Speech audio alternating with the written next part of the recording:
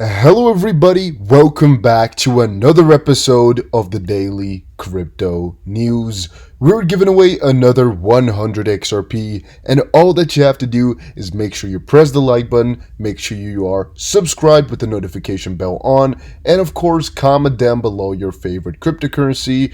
But also, guys, make sure you follow me over on Twitter.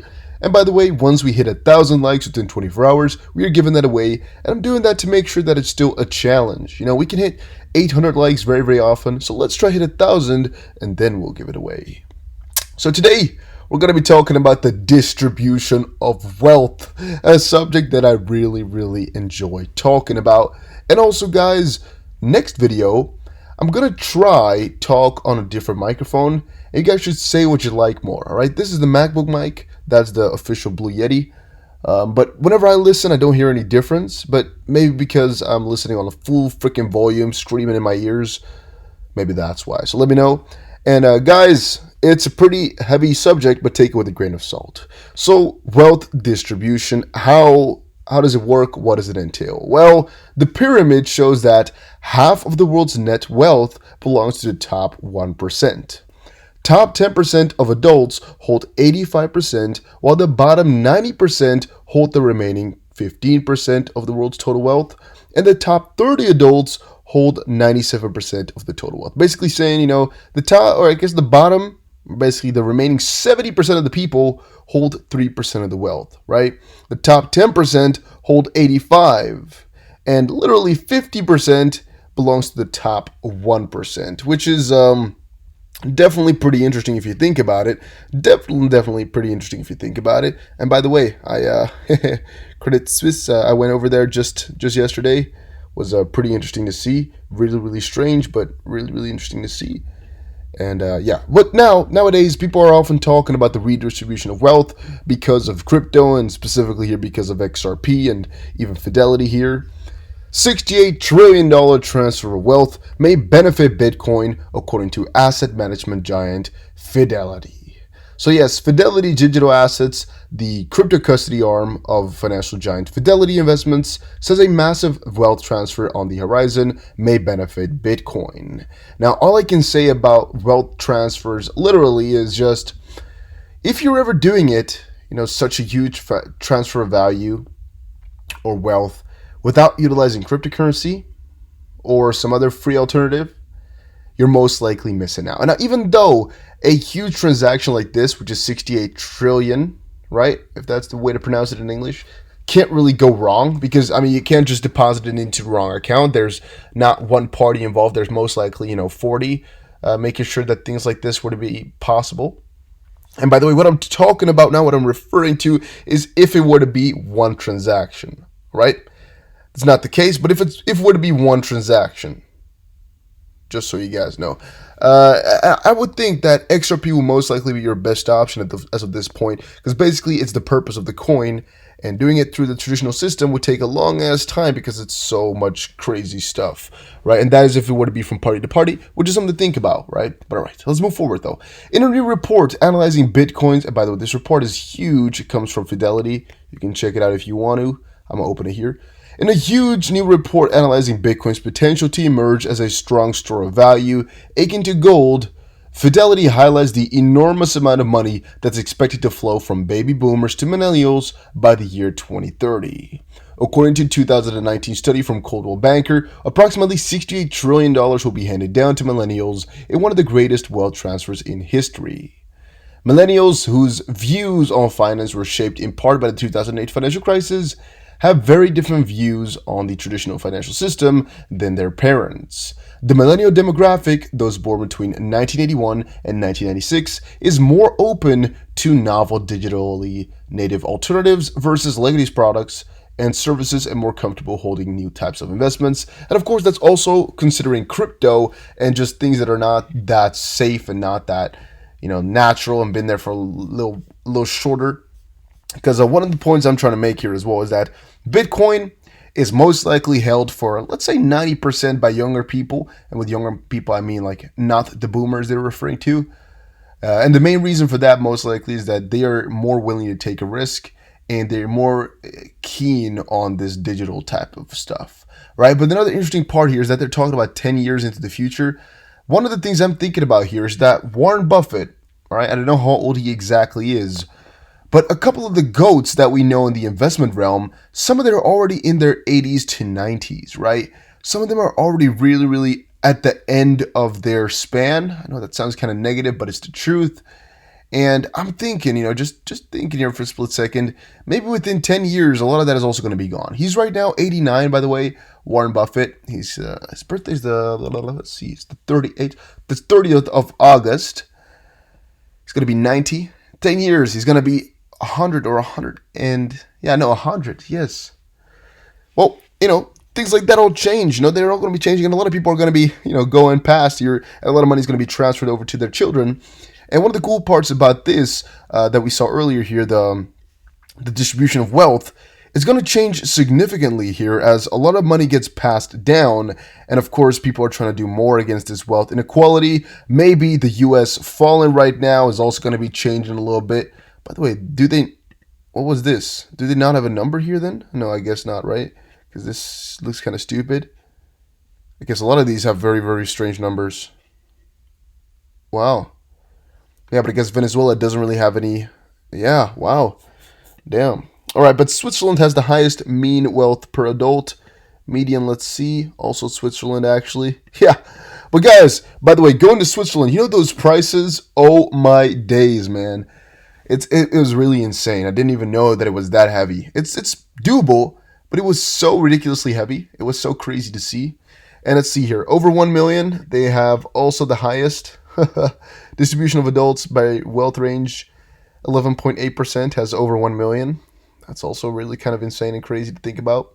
However, what I wanted to say just now about the distribution of wealth, I think right now a lot of it belongs to the older generation. This half of the money in the 1%. I think that 1% is actually going to be expanding a little bit, if you guys get me. So, of course, 1% will stay 1%, but I think the amount of money in the top here will go down, as of course there's children being formed all the time, but also the rich get richer at a heavy scale, yes, but I also think the financial literacy is going up piece by piece. All right, and even though I'm not sure about all these things, I'm just thinking them out loud and telling you guys about it.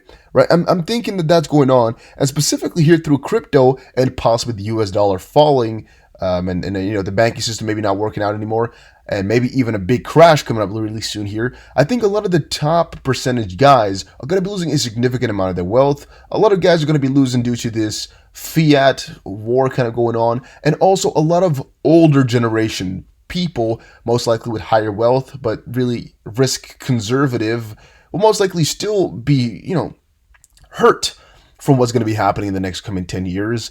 And I think a lot of the younger ones that are not in this top one, maybe not even in the top 10, are going to be coming up in this wealth. And maybe the last quarter here is going to really, really up in the ranks. And also, I believe that with millennials and even the next ones, the millionaire percentages and the first millionaire in the family percentages are way, way, way higher. Just because it's so much easier to make tons of money behind a computer. And, for example, a lot of people are making millions of dollars using OnlyFans, right? I mean, a lot of those, most likely girls, maybe could have been, a model and earn a, meager $2,500 a month. Now they're earning maybe $400,000. Just for the sake of, comparison, exaggerated, but let's give you an idea, for just making a couple of videos a day, for example, And that's the strange thing that can happen. Generation after generation is going to get simpler, yet stranger to make money. And specifically here in another 10 years, crypto will be way, way, way more grown. And I think crypto will make so many millionaires, which are most likely young and most likely not at the top of this chain already, which is going to really, really distribute this wealth differently. As well as changing the world currency, I would say, might change it all, as well as just the US dollar or fiat falling a little bit might change it all. But yeah, I think it's really coming up and really changing the situation a little bit. Then talking about the rich list for XRP, the fun part about it is a lot of these guys here that are, I guess, from this point on forward, really technically have a good chance of becoming really, really wealthy. All right, I'm gonna say that this part upwards has a very, very high chance. This part has a good chance, and this part, I guess I can't say too much about that. But I want to say from 1,000 XRP plus, Thinking if it's going to go to, let's say $50 per coin. No, let's say $100 per coin. Why not? At 10,000, it's going to make you a million, which is really at the top of the chain. Not too high, but it's going to get you into that top percent tier, if you get $1,000,000. I'm going to say you're pretty high up. From 1,000 XRP, though, if it goes to $100, you're still at $100,000. It's not going to get you too far, if I'm being completely honest with you. But maybe, from this turn forward, you're going to be in a good position, a very, very good one. And this one, you're in the upper class, really, really upper class. And looking at that per percentage, actually, the top 10% here of accounts has 3,000 XRP or more. And let's say that this is going to take over, to become a 1%er, you need 80,000 XRP divided by 3 and a little bit, I guess. It's a little bit more than, let's just say you need about $25,000, about $25,000 to become the top 1% right now at this point of XRP. And some say XRP will be the standard $10,000 per coin, which might also put you at the top 1% of the world in that case. But yeah, there's just some food for thought here that the wealth is going to be distributed a lot differently. I think crypto will aid in that a lot.